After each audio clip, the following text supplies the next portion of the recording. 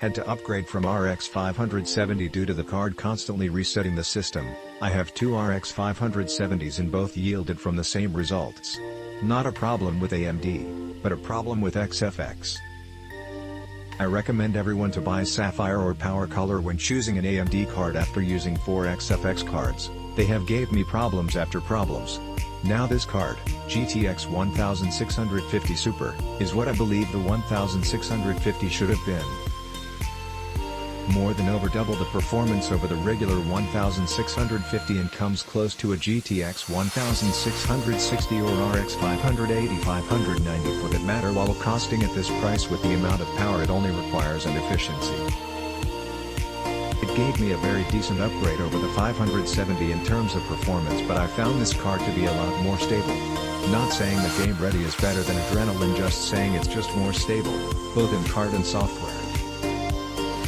The card came in 6-pin sideways input with the power connector, which is nice. The card is reasonable cool, only hitting around 69-71C when gaming, but that's much better than the 570 with the stock thermal compound before adding the Arctic Silver MX4 to my GPU.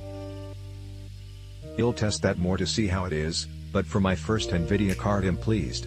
It's a great card and definitely the card to get or one of the cards to get, once we see what the RX 5500 can do. Definitely recommend it.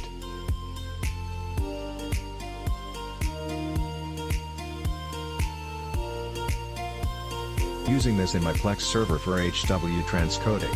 With the patch drivers for unlimited transcodes, I've seen 4 simultaneous 4K transcodes and the card doesn't break a sweat. Awesome value. So far, it's been a little beast. Don't let the size fool you, because this little thing is 3x faster than the GTX 962GB. This card is capable of hitting 60 FPS in anything set to 1080p high settings. It could probably be pushed to 1440p in some games. This would be the best card to get for pre-built OEM machines, or a budget gaming computer.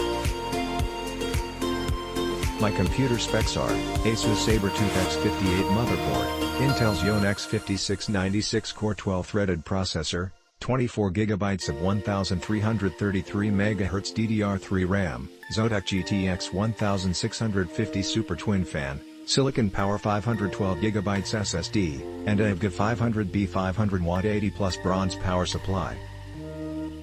You'll play PUBG on high settings 60 FPS solid, and other games like CSGO, etc. It has no issues with those.